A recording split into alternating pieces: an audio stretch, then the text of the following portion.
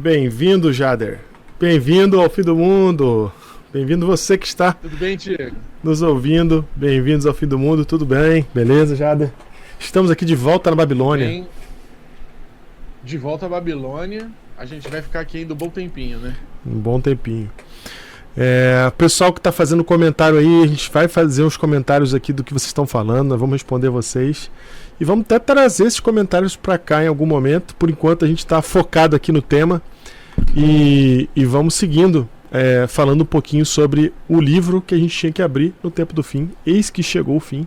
E cá estamos para discutir este livro, que nada mais é do que o livro de Daniel. Cara, quanto mais eu leio Daniel, mais eu fico absurdado com as coisas que eu vejo ali, cara. É muito incrível. E uma... Como a gente não construiu reputação de Daniel ao longo do tempo, como a gente construiu reputação para Moisés, como a gente construiu reputação para Elias, outros caras, né? Outros caras até considerados menores que eles, né? Verdade. Uma coisa que tem me fascinado, assim, é que, apesar de eu ter nascido num lar cristão, cara, cada vez que eu vou reler o livro, salta algo assim totalmente novo, sabe? Uhum. Principalmente, eu acho que a época em que a gente vive, né, isso interfere bastante, né, na maneira como a gente está lendo a Bíblia, né, dependendo da situação em que a gente está vivendo, do momento que a gente vive. E cada vez que eu releio o livro, salta coisas assim que você fala assim, nossa, mas eu já li isso várias vezes. Uhum. Mas talvez devido às situações, o contexto, aquilo ganha um significado novo. Pra mim também, tenho tido a mesma sensação. E uma coisa que eu acho interessante, Jadre, é que esse é um livro que é curto, né? Que é perfeito para essa geração que a gente tá. Se o livro dessa geração fosse Gênesis com 50 capítulos, não tava perdido. Até porque a maioria da galera que faz ano bíblico nunca passou de Gênesis, né? Imagina se fosse Salmos ou Gênesis, não tava perdido. Primeiro porque ia sair um monte de narrativa, e segundo porque nem ia ter coragem de ler tudo isso. Então assim, é legal que seja um livro curto, né? E aí, quer dizer, como é um livro que começou a ser entendido só agora no século XVII para cá, a gente não tem um personagem com tanta fama como tem os outros personagens, que a gente está já lidando com eles há muito mais tempo, né? Então a gente fala de Moisés, há quanto tempo? Antes de Jesus, Moisés já era o cara. Então assim, faz sentido que ele seja pouco conhecido ainda, entendido, né? O valor de Daniel é um cara extraordinário. É um dos caras mais extraordinários da Bíblia. E a gente... ok, era um cara que teve visões. Não, mano, era um cara muito nervoso. Enfim, isso tudo vai se desmembrando aqui nessa série. Mas hoje, especificamente, nós vamos caminhar numa seara que vai ser muito necessária para entender Daniel. Inclusive, a gente vai ter um tema só para isso, para explicar um pouco melhor essa seara, né, que a gente vai sair do livro de Daniel para falar do livro de Daniel. Como é que é? Fala de novo, Diego. A gente vai sair do livro de Daniel para falar do livro de Daniel. Olha que interessante. E esse movimento, como que chama isso? Não. Como chama isso é um movimento intertextual, né? A gente vai olhar nos outros textos para poder entender. Mas vamos falar isso mais no próximo episódio. Hoje nós vamos só vamos mostrar como é que isso funciona. Inclusive porque o Jader já estava dando spoiler no último episódio. Eu tive que segurar ele, né? Então hoje, Jader, você fica à vontade, tá? Hoje não é spoiler não, hoje é o tema. Só quis puxar um fiozinho. Muito bem, o nosso intertexto de hoje, então, para explicar Daniel, fora de Daniel, nós vamos para onde hoje? Jeremias, certo? Jeremias capítulo 29. Jeremias, que é um dos textos que a gente tem por certo de que Daniel era um grande estudioso. Exato. Ou seja, a gente vai ler agora um texto que ele leu. Isso, e que ele, na verdade, quando a gente lê lá em Daniel que ele recebeu visões e entendimento, Não é que Deus fez o download de tudo na cabeça dele, né? Uhum. Já era alguém que explicava isso. Como assim? Não entendi. Quando a gente lê em Daniel que Deus deu para ele entendimento e sabedoria, Uhum. não quer dizer que Deus fez o download já de todo o conhecimento a Ah, respeito da Bíblia, perfeito. né? Perfeito, aham.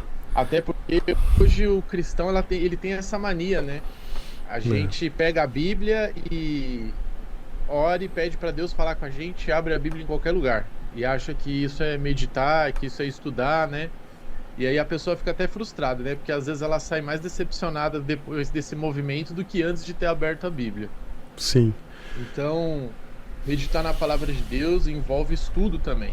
Envolve se aplicar e Deus ele vai completando isso e vai iluminando, né, a mente do estudioso para ele entender aquilo que ele está lendo. É isso. E a gente vai ver que não havia preguiça no nosso amigo Daniel. Porque, embora ele tivesse visões e entendesse muitas coisas, ele não deixava de procurar na palavra e estudar, né? Ele não só procurava, ele estudava. Palavras dele mesmo, que mais tarde a gente vai ver. Sim.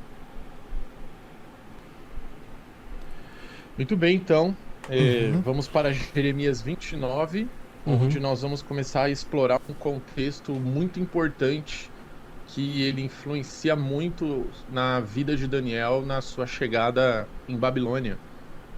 E esse capítulo, Diego, ele tem um dos versos, assim, digamos, muito conhecidos pelos cristãos, muito utilizado pelos cristãos, mas que nós vamos ver aqui também que ele tem um significado muito mais profundo e até diferente daquilo que ele é usado comumente, não é verdade? É verdade. Ah, tem sim. É esse capítulo. Verdade. Muito bem. Gênesis capítulo 29, você vai Tá na tela. colocar na tela. Tá na tela. Isso. Pode começar a ler. Cara, eu vou desligar meu ventilador, que eu tenho certeza que as pessoas estão ouvindo, estão irritadas com ele. Desculpa, a gente vai.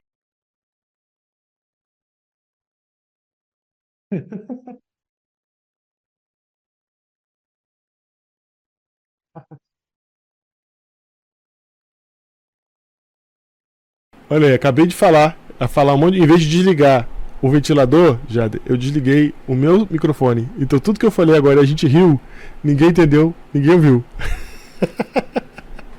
Não, vale a pena, vale a pena. Muito bem. Eu vou, galera, desligar aqui o meu ventilador, porque ele está com certeza incomodando vocês, e eu vou entrar na fornalha ardente de Daniel, que é onde deveria estar o meu background agora, né? Que atrás de mim devia estar dentro da fornalha. Porque é o que vai acontecer de verdade na minha vida nesse exato momento. Eu espero que eu chegue inteiro até o final do programa. Então vamos lá. Jeremias capítulo 29, versículo 1 diz assim: São estas as palavras da carta de que Jeremias, o profeta, enviou de Jerusalém ao resto dos anciãos do cativeiro, como também aos sacerdotes, aos profetas e a todo o povo que Nabucodonosor havia deportado de Jerusalém para a Babilônia. Essa carta é importante. Cara, é massa, hein? Já pensou? Você tá indo pra Babilônia, tem um grupo que ficou, né? Que não foi levado, teve outro que fugiu pro Egito, e Deus faz questão de agora enviar uma carta para essa galera que tá chegando em Babilônia. Ou seja, a galera derrotada que está sendo levada cativa, eles têm um recado para eles aí. E Recadinho especial. esse capítulo 29 nada mais é do que essa carta. Sim, isso é muito importante. Quem está acompanhando com a gente para entender que isso é uma carta escrita para quem está em Babilônia como escravo nesse momento. Muito importante o contexto. Versículo 2: Depois que saíram de Jerusalém o rei Jeconias, a rainha mãe, os oficiais, os príncipes de Judá e Jerusalém e os carpinteiros e ferreiros. A carta foi mandada por intermédio de Elasa, filho de Safã, e de Gemarias, filho de Ilquias, os quais Zedequias, rei de Judá, tinha enviado à Babilônia, a Nabucodonosor, rei da Babilônia, e dizia: Assim diz o Senhor dos Exércitos. Só um momento. Então, aqui esse preâmbulo é só para dizer exatamente isso que a gente falou, e dizendo quem que estava levando a carta, para quem e como, né? Basicamente isso. Então, temos o contexto aqui nos primeiros 3 versos. Aí o verso 4 já é a carta em si. O que diz nessa carta? Assim diz o Senhor dos Exércitos, o Deus de Israel: a todos os exilados que eu deportei de Jerusalém para a Babilônia. Sem floreio nenhum, né, Diego? Eu só queria que vocês soubessem que eu que mandei. Não que Isaías já não tenha enchido vocês dessa informação, Jeremias, mas eu quero declarar mais uma vez aqui nessa carta aqui: bem-vindos à Babilônia, que eu mandei vocês para ir. Pesado, cara, pesado. Onde é que estamos aqui? Ok. Verso 5. Verso 5. Edificai casas e habitai nelas. É muito legal isso. Plantai mares e comei o seu fruto. Em outras palavras, o que ele está dizendo? Segue a vida, tá? Vocês não é para vocês ficarem achando que acabou a vida, e nem é para vocês também ficarem lutando contra, tá? É para seguir a vida. Não, e é para seguir a vida de uma maneira que eles estão, digamos assim, ainda relutantes na maneira como eles vão seguir a vida. Porque quando eles ouvem construir casa, plantar e casar, né? No verso 6 fala que é para eles casarem ainda. Tomar esposa, gerai filhos e filhas. Gerar filho e filha. Ou seja, esse edificar, plantar e casar é muito forte na memória do povo. Porque essa era uma ordem dada, é um eco, na verdade, lá de Deuteronômio 20. Que quando eles iam para a guerra, se tinha alguém construindo casa ou plantando a vinha pela primeira vez que não tinha desfrutado, ou que estava para casar, ele não devia ir para a guerra. Então Deus está falando assim para eles: olha, vocês estão indo para o pior inimigo de Deus, mas não é para ninguém levantar um dedo contra eles. Ou seja, eles vão ter que aprender a falar como se tudo estivesse no melhor momento da vida de vocês, tudo em paz. Essa é a intenção que Deus está querendo passar para eles quando ele usa essas palavras aí que são tão familiares e importantes para o povo de Israel. Perfeito, ou seja, não é para ficar indo atrás de guerra, né? Nada de sabotagem, de revolta. Nada. Isso, não é esse o objetivo. O objetivo é que vocês vivam em paz, tá? Tanto é que, olha o que está escrito aqui, ó: tomai esposas, gerai filhos e filhas, tomai esposas para vossos filhos e dai vossas filhas a maridos, para que tenham filhos e filhas, multiplicai-vos aí, e não vos diminuais. Quer dizer, tem um arco de longo prazo aqui, tem uma visão de longo prazo aqui, tá falando assim, ó, é para vocês, em vez de vocês diminuírem, sucumbirem e ficarem dentro, ou sempre lutando por uma rebelião e sendo esmagados, ou então planejando, né, conspirando, o que a gente vai fazer agora pra gente sair dessa situação, pá. Não, eu tô falando para vocês que é para vocês viverem em paz aí dentro, e inclusive aumentar os seus números, porque isso é importante lá na frente, certo? E aí vem o verso 7, deixa claro que o que o Jared estava falando e o que eu estou apontando aqui agora, que é: procurai a paz da cidade, para onde vos desterrei, e orai por ela ao Senhor, porque na sua paz vós tereis paz. Caraca. Cara, é muito... Imagina Daniel lendo isso. É muito contra-intuitivo, né? Cara, imagina, acabou de chegar e tal, perdeu os pais, né, que nem a gente conversou, perdeu masculinidade, perdeu tudo, e ainda Deus fala assim, ó, não é pra tratar ninguém com desrespeito. Vai tranquilo, faz plano de longo prazo, né? Que é até pra construir uma casa, plantar, casar. Deus tá falando literalmente, façam planos de longo prazo, porque isso vai ser do particular interesse de vocês. Isso, verdade. Quanto mais paz vocês promoverem, mais paz vocês vão ter, né? E isso é meio que ele repetindo o que ele já estava falando desde o começo, né? Porque Isaías fala, Jeremias fala, não luta, se entrega, vai na paz, para de lutar. Então, assim, eles foram teimosos, estão entrando agora na Babilônia como cativos, deportados, amarrados, mortos, perdido família, etc. Porque eles não ouviram a Deus. Deus tinha essa proposta para eles desde o começo. Se eles tivessem se entregado, tinha sido outro esquema. Mas Exato. Eles queriam lutar, recalcitraram o quanto puderam. Aí beleza. Aí chegou agora, Deus vem só e repete. Vocês podiam, por favor, agora ficar na paz? Porque essa paz é o que vocês vão ter, se vocês promoverem ela. Certo? Não, continua a leitura que vai ficando cada vez mais interessante as palavras da carta. Mas só até aqui já temos uma visão muito interessante pra gente, porque a gente sabe que Daniel recebeu essa carta. Não só porque a carta é dito que essa carta foi enviada para ele e para os seus amigos, como a gente tem Daniel falando no livro que ele leu essa carta. Então... É verdade, Daniel faz menção a Jeremias. A essa carta específica, inclusive. A esse capítulo. Então, Sim. Daniel, ele leu isso. Então, quando você vê a atitude de Daniel na corte de Nabucodonosor, você entende que ele pegou o recado. Sim. Até quando ele é educadinho com o chefe dos eunucos. Todo o processo. Cara, Diego, é muita... Eu não sei a palavra. Sabe quando a pessoa recebe uma ordem e na hora ela já começa a fazer aquilo? Uhum. Ele não luta ainda, não vai aprendendo. Não é Jonas, né? Hã? Não é Jonas. Isso, sabe? Tenta fugir, tudo, vai dormir, vai pro fundo do barco, sabe? Uhum. Cara, é muito... É igual você falou no episódio anterior, é muita submissão à vontade de Deus. Uhum. Muita submissão. Sim. Né?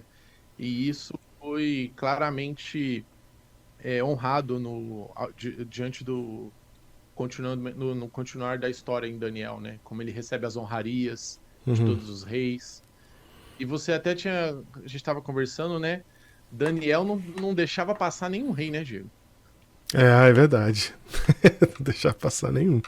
Todo mundo sofreu a influência de Daniel. Positiva. Positivo, muito positivo. Uhum. Muito positivo. Vamos lá, verso 8. Então, verso 8, Jade, lê pra gente aí. Verso 8. Porque assim diz o Senhor dos Exércitos, o Deus de Israel: não vos engane os vossos profetas que estão no meio de vós, nem os vossos adivinhos, nem deis ouvidos aos vossos sonhadores, que sempre sonham segundo o vosso desejo. Porque falsamente vos profetizam eles em meu nome. Eu não os enviei, diz o Senhor.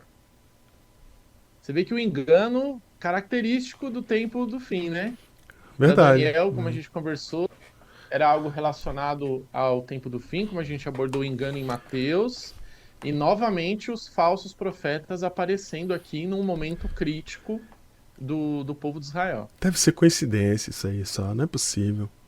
Deve ser coincidência que o tempo em que acontece o cativeiro babilônico é precisamente um tempo de proliferação, não é que tem um outro falso profeta. É proliferação deles. Tá? Gente falando em nome de Deus, Deus está falando assim, não estão falando em meu nome. E só para dar o contexto, esses profetas eles estavam dizendo que Israel não ia ser levado para o cativeiro. Isso, né? Verdade. Esse era o contexto. Todo mundo estava falando que não ia acontecer isso. São sempre palavras de prosperidade. Vai dar tudo certo. Vai ficar tudo bem, né? É o que você quer ouvir. Todos os indicadores econômicos, políticos, espirituais, tudo ruindo, mas alguém falou, não, gente, tá tudo bem. Vai ficar tudo bem. Isso. E até não escuta esse podcast de última hora aí não, que ele só fala do fim do mundo. Sim, porque tá tudo bem, né? A gente olha agora pra Europa, pra China, tranquilão, pro Oriente, tá tudo bem. Tá. E tem aquela visão de Jeremias, né? Que ele entra com um jugo de madeira, aí vem o outro profeta, pega o jugo e despedaça o jugo, aí Jeremias falou, então peraí. Aí Jeremias sai e volta com um de ferro, né? Ele falou, eu quero ver você quebrar isso aqui agora, né? Do jeito que eu tô falando é o que vai acontecer. Uhum. Vocês não vão mudar a palavra de Deus. Sim. E olha que interessante, olha, tá escrito aqui, ó. Nem deis ouvidos aos vossos sonhadores, que sempre sonham segundo o vosso desejo. E é aquilo que a gente leu de Timóteo. Sim, exato. Então você perceba que os falsos profetas vão dizer sempre o que você quer ouvir. Olha que dica linda. Né? Dica do tempo do fim. Dica do tempo do fim. Fica aí que você vai pegando. Verso 10. Assim diz o Senhor, logo que se cumprirem para a Babilônia 70 anos, atentarei para vós outros e cumprirei para convosco a minha boa palavra, tornando a trazer-vos para este lugar. Também foi bem direto. Aí. Nem tudo é ruim, né? Nem tudo é ruim. Sim, sim. Foi bem direto. Chegou e abriu o jogo. Bem direto. Falou, galera, é só 70 anos, tá? Vai dar certo. Tem uns poréns aí, mas ele falou. Sim. E já falou que vai resolver, vai tirar eles de lá. Assim como ele enviou, ele ia ter que tirar também. Ou seja, Jader, assim como tem um momento de tribulação que eles estão entrando, há uma promessa clara da saída dela. Né? Há uma promessa clara, há uma esperança bem desenhada e configurada para passar por esse momento. Há uma esperança de um novo começo, certo? Perfeito. Uhum. Há uma esperança. Como Deus promete um novo começo também, né? No final da história desse mundo. Exatamente. Porque nós não estamos, quando a gente fala de fim do mundo, nós não estamos falando de fim do mundo como se o fim fosse simplesmente... como se o fim da história humana até a qual nós conhecemos hoje fosse o fim realmente da história humana, ou fosse o fim... o fim, né? Não é o fim, ele é o fim dessa história que a gente tem até agora, né? Mas ele tem um novo começo programado, ele é um momento... A gente tem motivos para ter esperança no que vem depois disso aqui. O que está acontecendo agora é ruim e vai ficar um pouco pior, mas o que vem depois é muito bom. O que vem depois é um novo começo, é uma coisa que a gente tem para poder, de fato, esperar, de fato, desejar, de fato, querer que aconteça e nutrir isso, e ter essa conversa. Uma parte da razão pelo qual o Papo de Última Hora é importante é pra gente falar disso também. A gente falar da nossa esperança. Falar, cara, ao mesmo tempo que é uma miséria, o que vai acontecer pra frente, como que o mundo vai findar, vai ser o último capítulo é ruim, mas o que vem depois do último capítulo, o prólogo, é muito bom. E no prólogo nós vamos encontrar a esperança que a gente não tem hoje, né? Hoje não há. Hoje não há esperança de justiça, né? Hoje não há esperança de amor, não há esperança de um monte de coisa.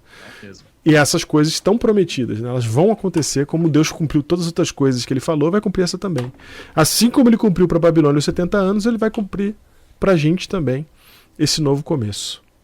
Mas isso aqui é bem pontuado, porque Deus está falando com eles. Ó, tem um novo começo. E tem um aspecto interessante desses 70 anos, né? Porque ele tem dois lados. Um lado representava a falta do povo em comprometer e se submeter à palavra de Deus, porque o Crônicas fala exatamente por que é os 70 anos, que é para cada sábado que eles não guardaram do descanso da terra, eles iriam ficar um ano no cativeiro. Opa, peraí. Também tem um Não fala isso assim en passant, Jade. Como assim? Essa não é muito importante. Tinha Crônicas dizendo o quê? Em Crônicas, deixa eu até abrir aqui. Olha aí, nós estamos indo para Crônicas para falar de Daniel, tá? Eu gosto assim. Eu gosto assim. Que é bom, né? Esse de Crônicas eu não sei, eu quero ler também. Passa para mim aí.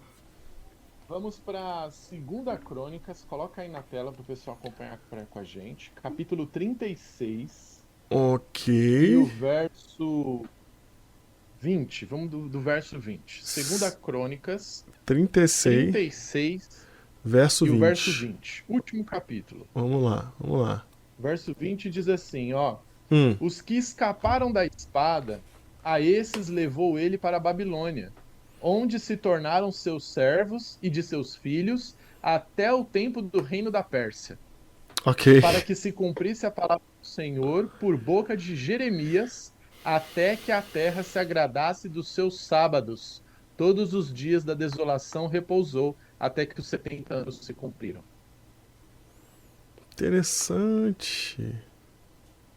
Interessante, né? O povo não guardava o jubileu.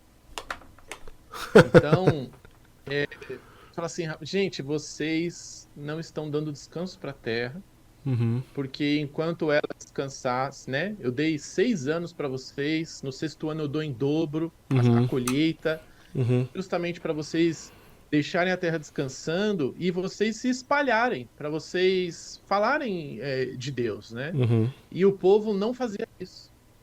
Aí Deus falou assim: olha, já que vocês não descansam e nem dão descanso, eu vou fazer vocês descansar. Eu vou fazer a terra descansar também. Exato. Cara, que interessante isso, hein?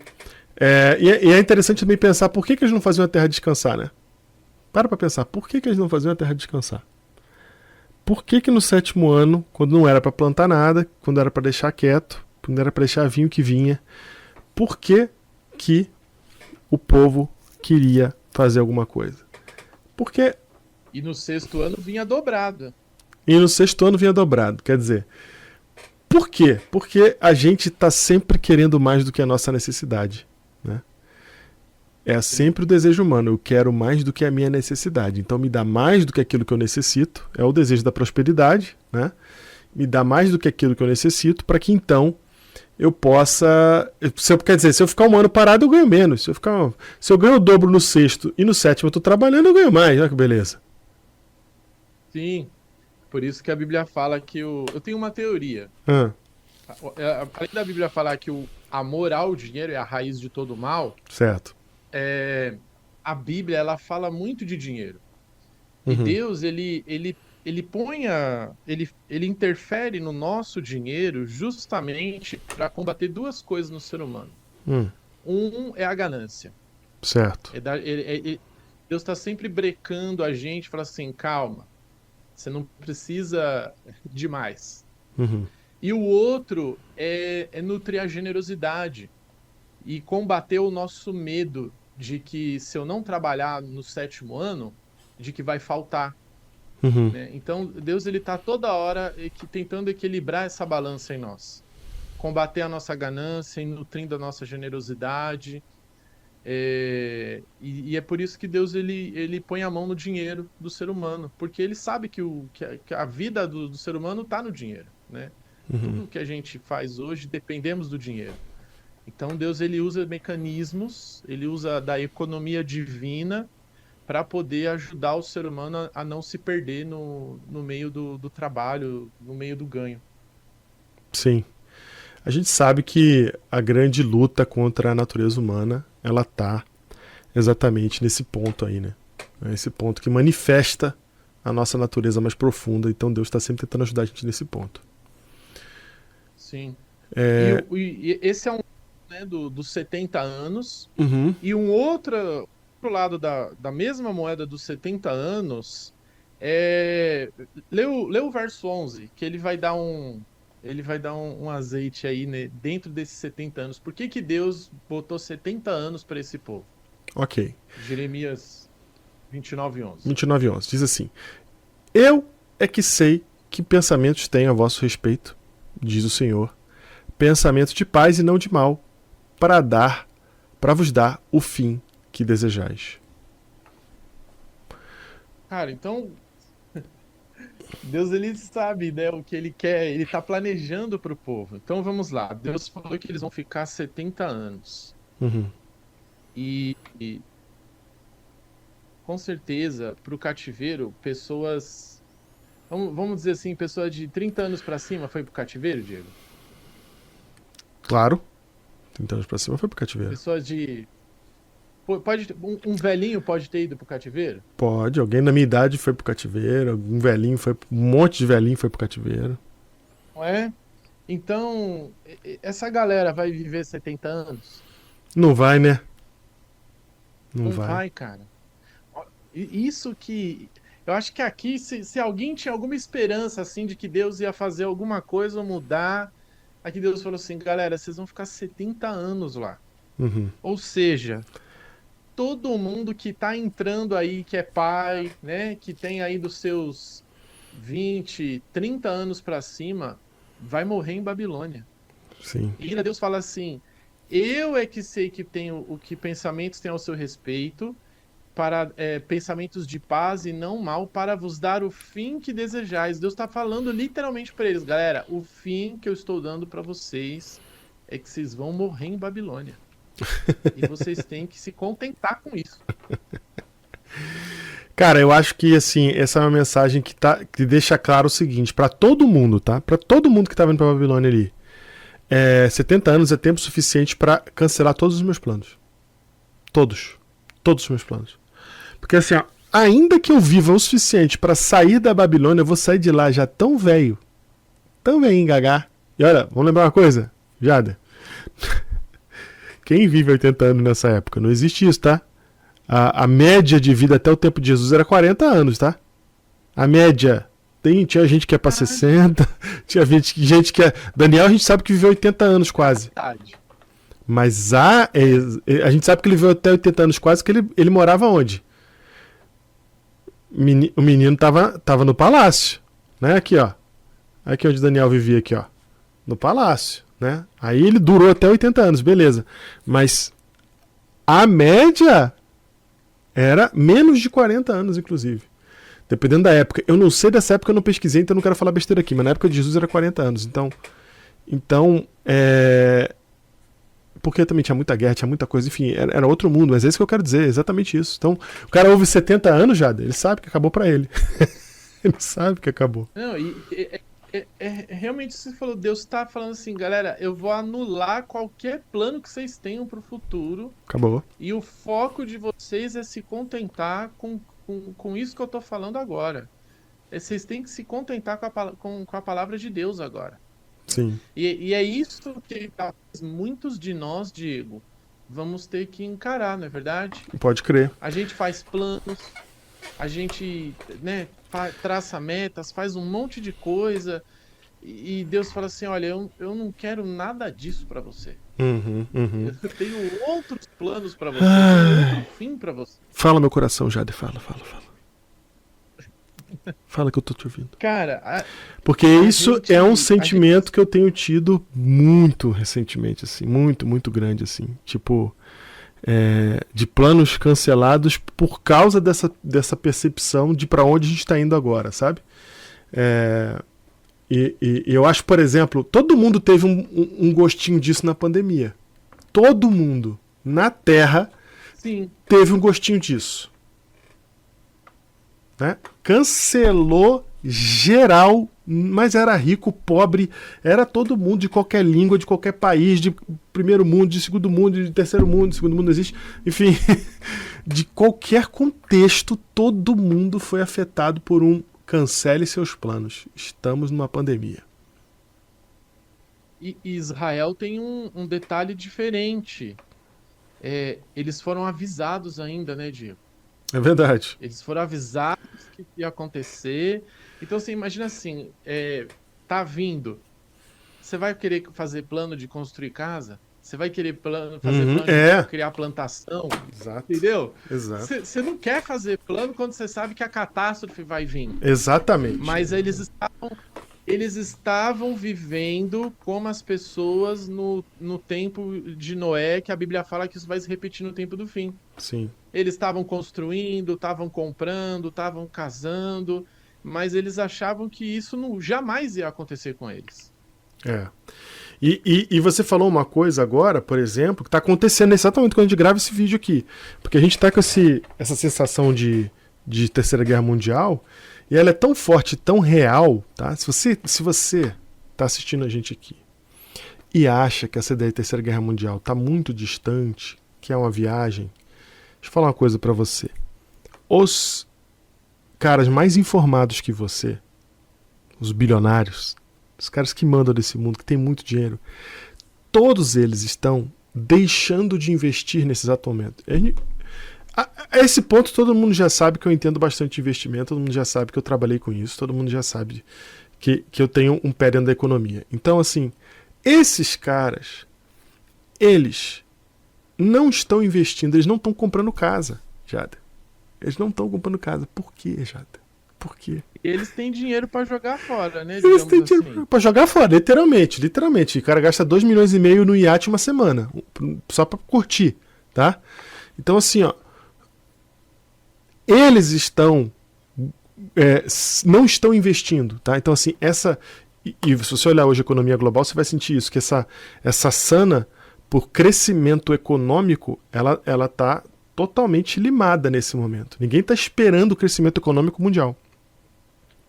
Tá todo mundo preocupado com o que vai acontecer, porque tem essa sensação exata de que, cara, agora não é essa hora de investir, né? É essa hora de comprar casa, de fazer planos. Agora eu vou fazer plano, né?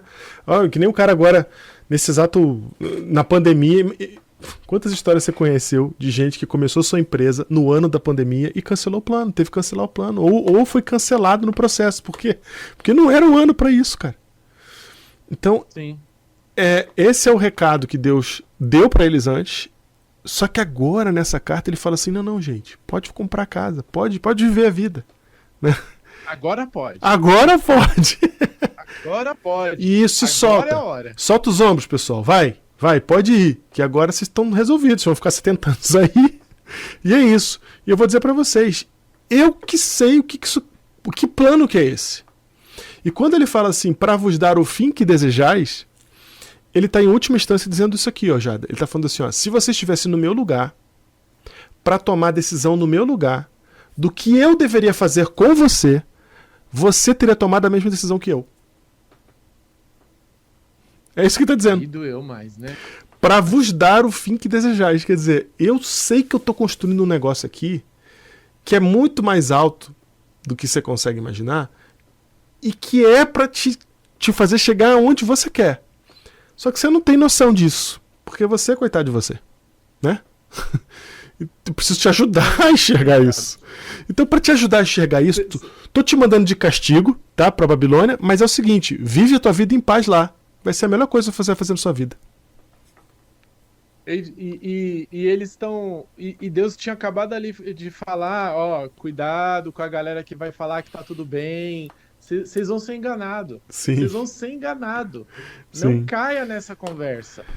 E o verso 12 mostra o propósito de Deus em fazer isso, né? Que a pessoa fala, nossa, mas que Deus levou eles para o cativeiro, né? Escravizou o próprio povo dele.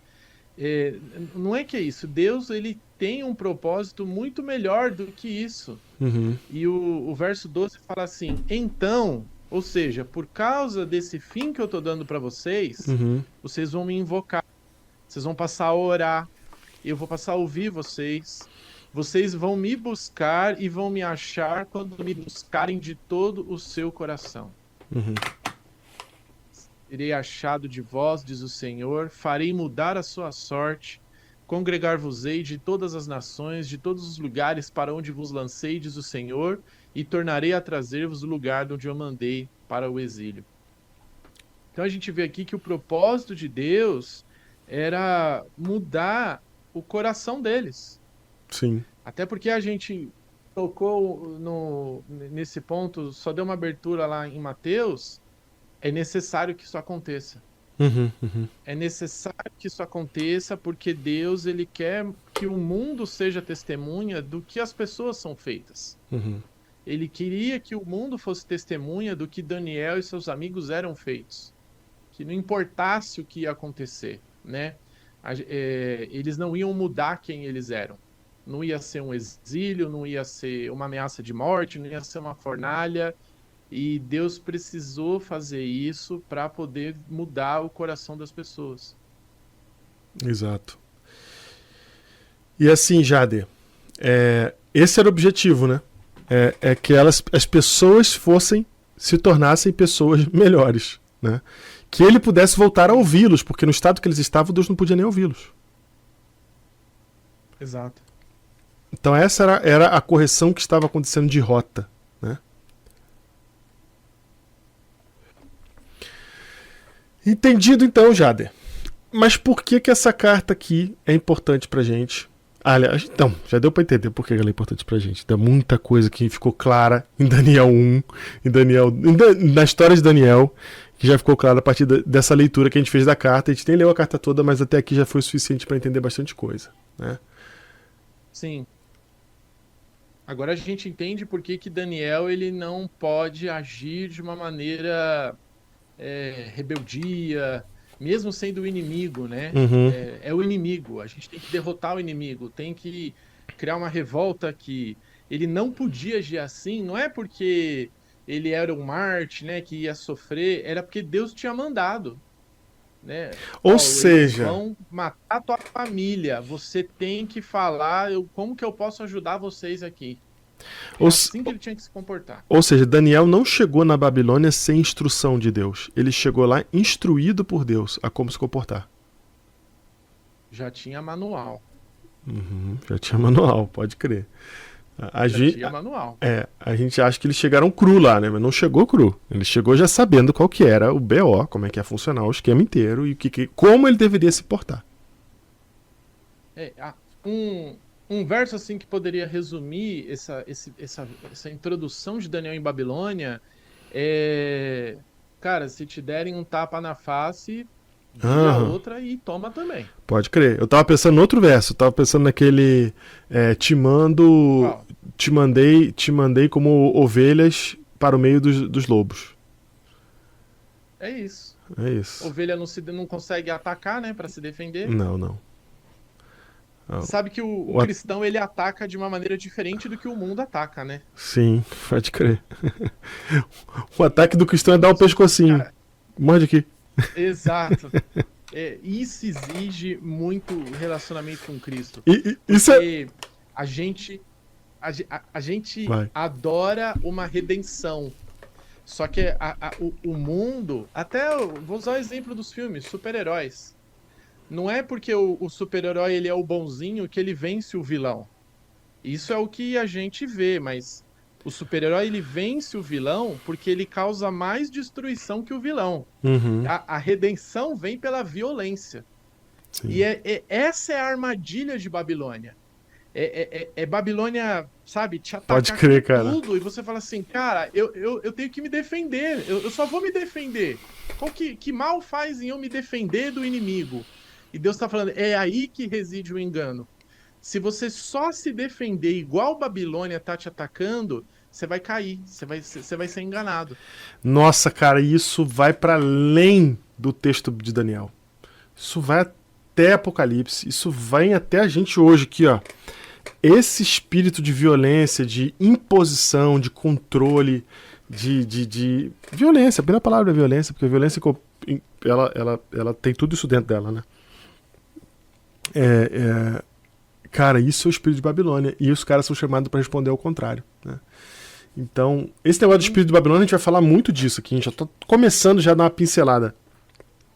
Mas é isso mesmo. Eu lembro que quando criança, a gente brincava lá na minha igreja, lá, eu era moleque, eu e os meninos. Eu morava num lugar do Rio de Janeiro que era Barra Pesada.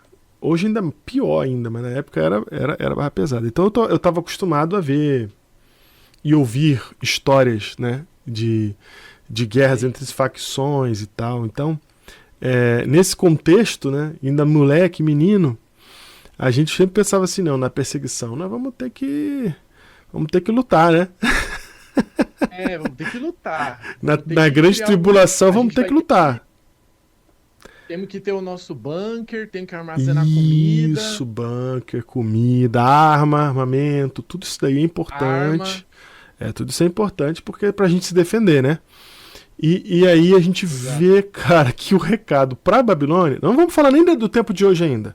Vamos falar pra Babilônia, depois a gente chega no tempo de hoje. Isso. O recado pra Babilônia era: não é pra lutar contra. É pra você entrar em outro jogo. Então, antes de vir Jesus e falar da outra face, a gente já tem aqui uma instrução clara para Daniel, que ainda não tinha ouvido esse discurso de Jesus, ir nessa direção. né? E aí ele vai nessa direção. E, Olha como isso ressignifica aí, o capítulo 1.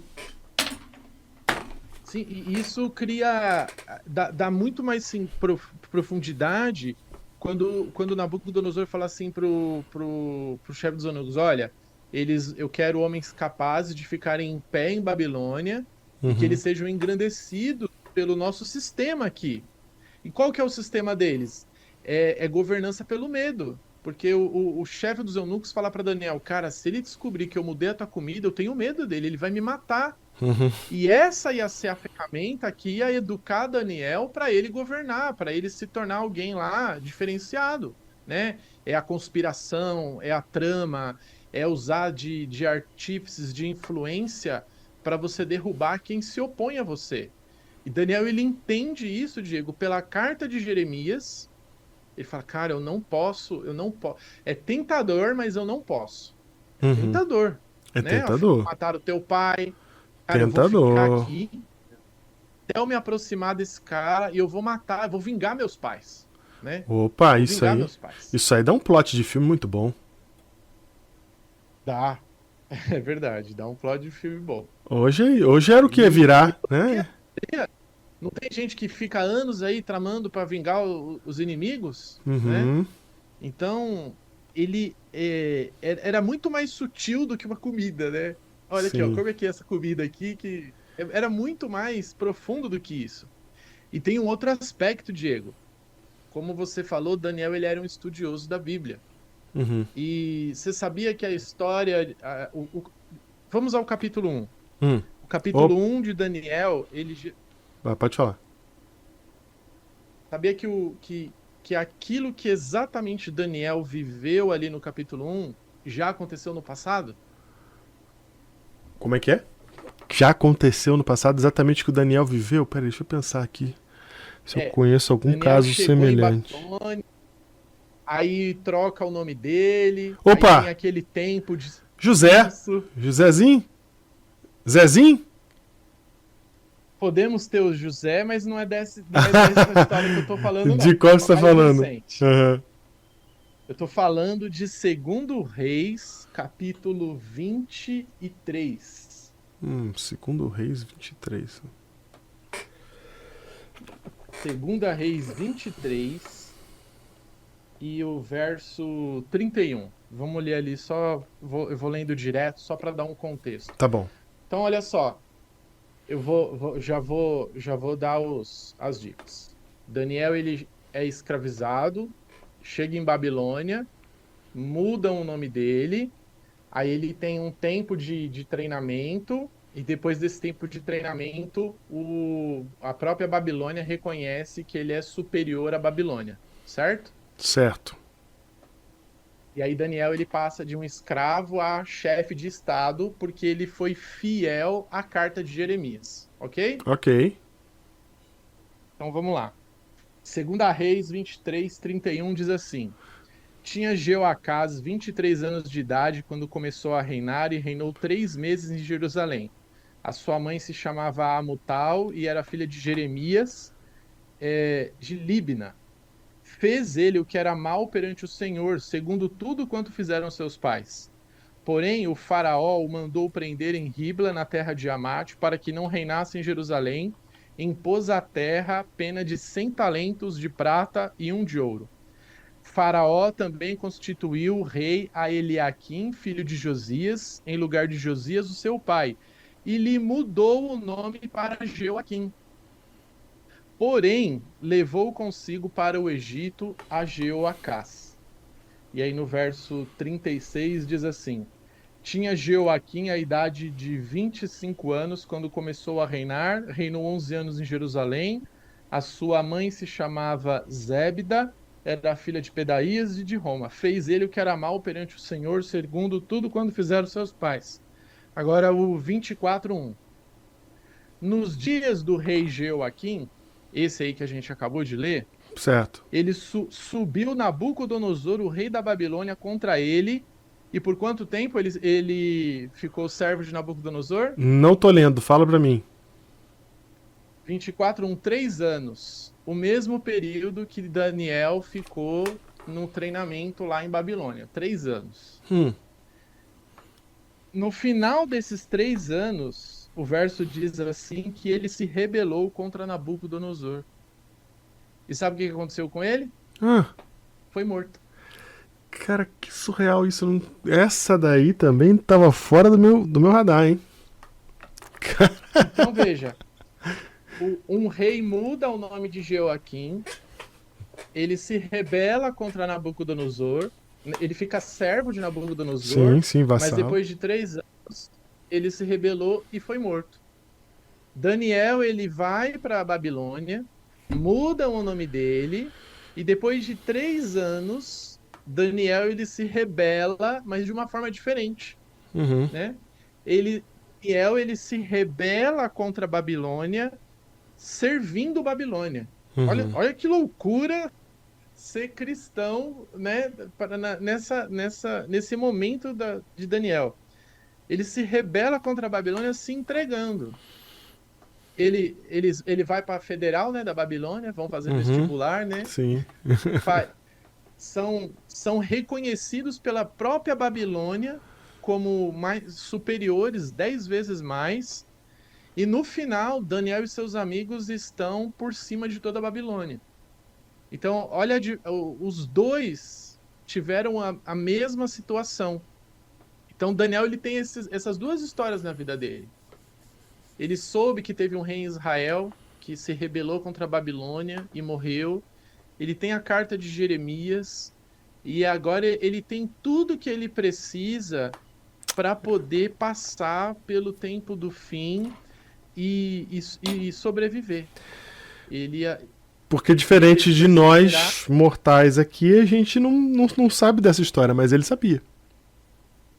Ele sabia, cara. Ele sabia. Ele Sim. sabia exatamente o que ele podia fazer, o que ele não podia fazer.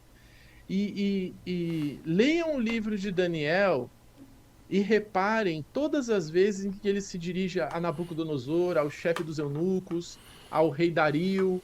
Olha como ele trata eles sempre com respeito. Por exemplo, os magos e os encantadores que não decifraram o sonho de Nabucodonosor no capítulo 2, quando Daniel ele fala assim, não, peraí, me dá um tempo aí que eu vou resolver isso. Aí ele vai orar com os amigos, né? Que Daniel, tudo que acontece, Daniel, ele ora. Uhum, E quando ele interpreta o sonho, ele podia muito bem falar, ó, eu interpretei teu sonho, uhum. né? É, ele salvou todos os magos de Babilônia, É verdade. que mais tarde vão tramar para matar ele no capítulo 6 lá, que vão querer jogar ele na Cova dos Leões. Sim, sim. Uhum. Então, cara, não me vem outra palavra, igual você falou, que submissão à vontade de Deus, sabe? É muito desprendimento do eu, Uhum. é muito assim, eu preciso honrar a Deus, mesmo que isso me custe o pouco que já sobrou da minha vida, Uhum. né? Então, eu tenho que fazer isso até as cinzas. Eu vou usar uma terminologia que tem muita gente usando por aí hoje na internet, mas eu acho que ela é muito boa para explicar, né? É, essa história de Daniel, ela tá falando de viver numa outra frequência, né? É um outro jeito de Uhum. pensar, é um outro jeito de viver, é um outro jeito de olhar a vida, entender o que está acontecendo nela. E nessa outra frequência que é totalmente diferente, distante daquilo que a gente chama de comum, né? É aquilo que outro dia até eu vi um vídeo de uma pessoa fazendo uma entrevista, acho que eu mandei para você, fazendo uma entrevista, mandei sim, com uma pessoa no ônibus e falou assim, se você fosse traída, você trairia de volta? Aí a pessoa falou, eu não, com uma convicção, cara, ela falou, eu não. Aí eu falei, cara, que legal, o que ela vai falar? Ela, não, por que a outra pessoa tem mau caráter, eu vou ter que ter um caráter ruim também? E tal. Eu falei, cara, essa é a resposta, é outra frequência. A menina que tava entrevistando, ela não entendeu, ela buga, você vê ela travar. E aí ela fala assim, você tá bem? Tipo assim, você não pode estar bem, você não pode ser normal.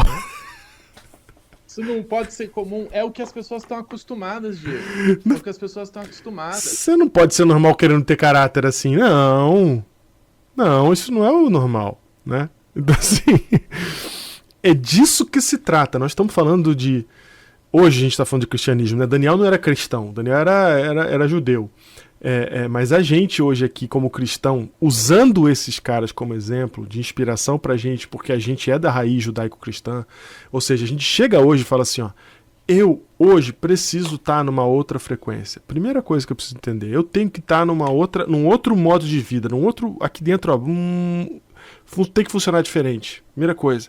Eu só vou chegar lá, não é se eu sou bom, se eu sou inteligente, se eu entendo de grego ou de hebraico, não é nada disso. É se eu ouço a voz de Deus e estou disposto a fazer a vontade dele.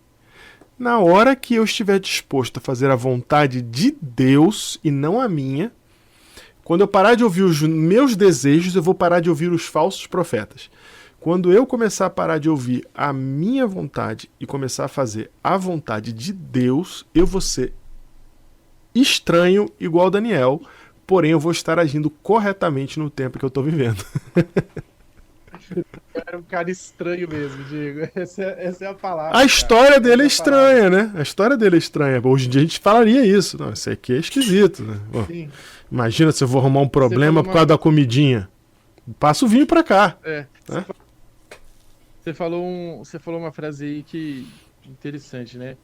Quando eu parar de dar atenção para os meus desejos, eu não vou ser enganado pelos falsos profetas. Uhum. No Antigo Testamento, você vê que os deuses têm nomes, né? Uhum. Baal, Astarote, Dagon. Pode crer. Mas aí você entra no Novo Testamento, eles desaparecem. É verdade.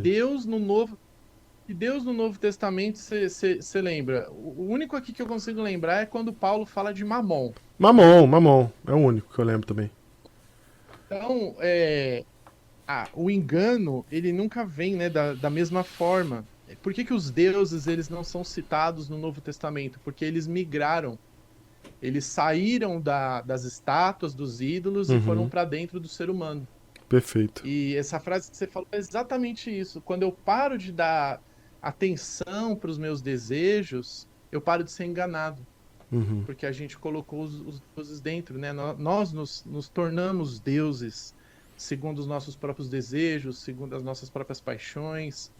E Daniel é o exemplo do cara que você mencionou, como falar para uma pessoa que não quer te ouvir. Cara, você tem que servir ela.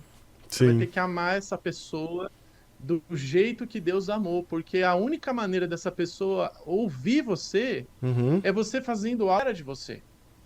Porque o que o mundo espera da gente é o que o mundo oferece, que nem você falou, é violência.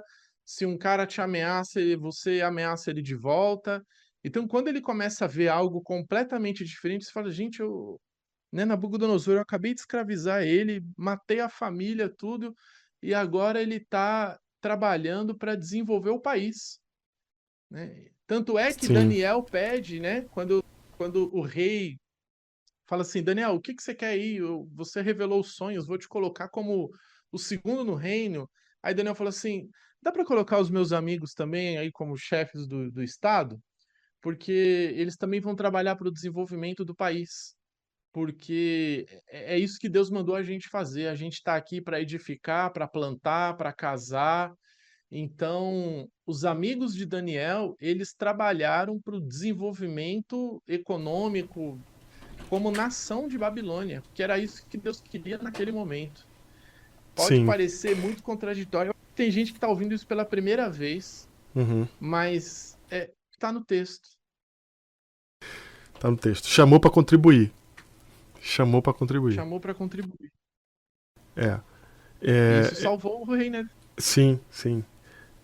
Eu quero só deixar claro uma coisa, que eu preciso fazer esse disclaimer, Jada, porque eu sei que a gente está tão intoxicado, principalmente o Brasil, com esses assuntos, que alguém pode falar que a gente está falando assim, tá vendo, eles estão falando que é para você contribuir para o sistema, essa palhaçada que eu não tô falando aqui. Sim.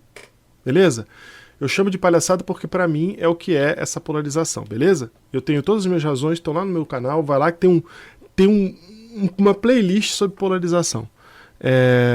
O ponto que eu quero levantar aqui não é replicar o que Daniel fez agora. É mais profundo que isso. É replicar o que Daniel fez ao ouvir o que Deus mandou. O que Deus mandou foi o que ele fez. Beleza? O que Deus vai mandar pra gente hoje é outro assunto. Pode inclusive ser a mesma coisa, mas não é disso que se trata aqui essa conversa. É o que Deus mandou. Qual que é a vontade de Deus? É esse alinhamento que tem que acontecer. Tá? E que no caso de Daniel era exatamente isso que o Jair está descrevendo aqui.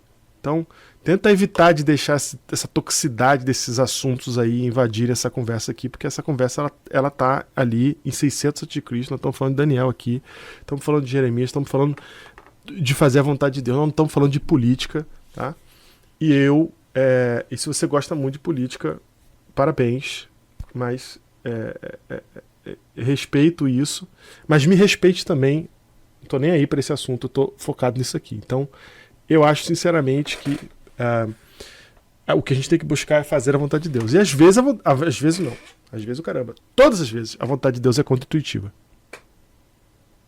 E nós podemos ver aqui que, novamente, um grande evento na história, que foi o cativeiro babilônico, põe para fora daquilo que as pessoas são feitas. A expressão que elas têm de Deus foi colocada para fora. Caraca, viado, é muito bom. É isso mesmo.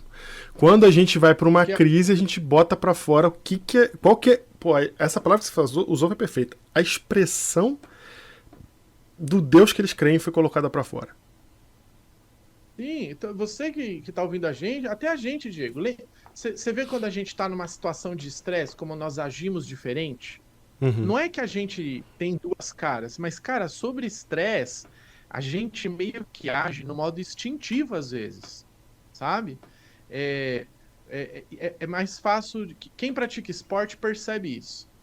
Chega uma hora que você pratica tanto, que você faz movimentos que você não pensou. O seu corpo fez aquilo, você fala, caramba, cara, olha que movimento que eu fiz. O estresse, ele faz isso, né? O condicionamento, ele faz isso. Então, quando nós... Daniel, ele não resolveu se tornar crente quando ele entrou em Babilônia. Não tem como se preparar nesse momento, né? Ou tu chega pronto, tu tá perdido. Essa ideia que as pessoas... Não, pastor, ano que vem eu volto para a igreja. Não, pastor, quando começar a perseguição, eu vou começar a pregar o evangelho, eu vou me aliar a Cristo. Cara, a Bíblia, ela tem uma expressão para essas pessoas. Essas pessoas, elas são retratadas como a virgem louca. A Bíblia chama você é louco, de achar que na última hora... Por que elas são chamadas de virgem louca? Porque elas acham que na última hora dá para você ter relacionamento com Cristo. É disso que tá a parábola das virgens. Sim. É de achar que na última hora você vai virar amigo de Jesus. Exato. Você pode virar até aliado, amigo não vai dar. E vai ser um amigo por conveniência, então, né? Então, é por isso que eu tô falando, amigo não vai dar, porque é conveniência. Não tem como. Quem que, né, nunca passou por isso? Alguém que há muito tempo não fala com você e te liga. Ô, amigo, quanto tempo? Você já sabe na tua cabeça, ele vai me pedir alguma coisa. Sim, né? Sim.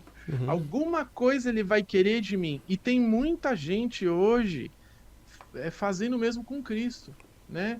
Enquanto a gente está num tempo relativo, né, muito relativo de paz, as pessoas não buscam a Cristo. Mas quando eu ouvi o grito, né, aí vem o noivo, quando o clamor da meia-noite bater a porta de todo mundo, para muitos já vai ter sido tarde demais. Porque a questão do Apocalipse, continue o justo na sua justiça, o injusto na sua injustiça, não é que a partir daquele momento eles se transformaram. Não, eles vão continuar fazendo o que eles sempre fizeram. Não importa o que aconteça, né? Pode vir um cativeiro babilônico, né? Que nem hoje aqui nós, pode vir uma guerra, pode vir uma enchente, pode cair um míssil na minha casa, podem matar minha família. Cara, eu não vou mudar quem eu sou. Eu sou um cristão, eu vou continuar servindo, eu vou continuar tentando pregar o evangelho, ajudar as pessoas. Ou o cara que é mal também. Não vai ter nenhum evento grande o suficiente para poder mudar essa pessoa. É por isso que Deus ele vai findar com a história desse mundo, porque ele vai ter usado todos os recursos possíveis para que todo mundo tenha certeza que todos tiveram oportunidade.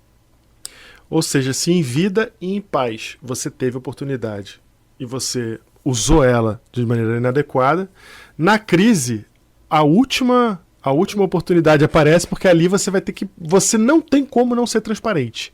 Não tem como. E ali Impossível. ali é a hora de ou você vai para um lado, é a hora que você vai ou para um lado ou para o outro, na verdade, né? É a hora que se faz a distinção quando a crise chega. Então, a gente vê aqui essa vida exemplar, inspiradora de Daniel, que foi capaz de fazer o que, sinceramente, se não fosse inclusive, aprender sobre a vida de Daniel e também de Cristo, né? Eu jamais aprenderia ou viria por esse caminho, né? Minha natureza é uma natureza combativa, minha natureza é uma natureza de violência, eu ia querer ocupar outros espaços e fazer por outros caminhos qualquer coisa para minha vida. E tudo isso muda a partir do momento que Jesus entra na vida, e aí a gente olha para esse personagem que parece Cristo, né? Ele está sendo Cristo no contexto em que ele está. Aí a gente, tendo esse background, vai para o Novo Testamento, né? Aí você vê Jesus falando, não, Pedro, não é por força, não é por violência, Uhum. né? É pelo meu espírito. Se você for por esse caminho, você vai ser enganado. Uhum. Os ensinos de Jesus sobre virar a face, sobre não vir para ser servido, mas para servir. É esse espírito que a gente precisa se alimentar, se fortificar para o momento que nós estamos vivendo, né? A gente não sabe o que Deus vai requerer de nós, Uhum. mas a gente já precisa dar o sinal para Deus de que a gente vai fazer o que Ele for pedir para nós. Uhum. Porque, cara, ninguém decide ser crente na hora, Uhum. né? A gente decide ser cristão agora, né? Nos momentos que Deus está nos dando de paz agora. Uhum. Exato.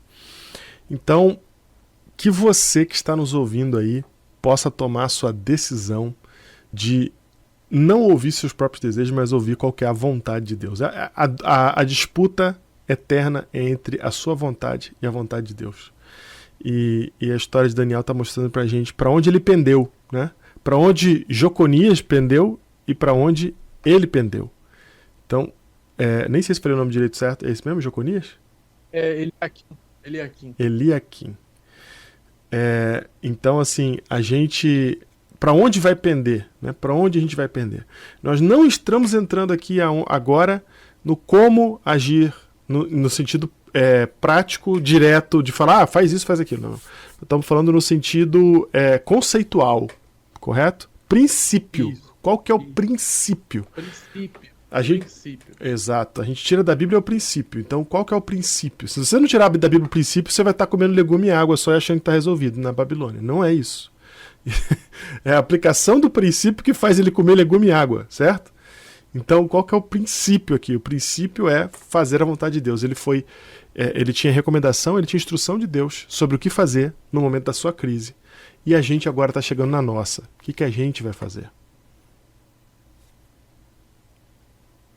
Vamos continuar falando disso nos próximos episódios.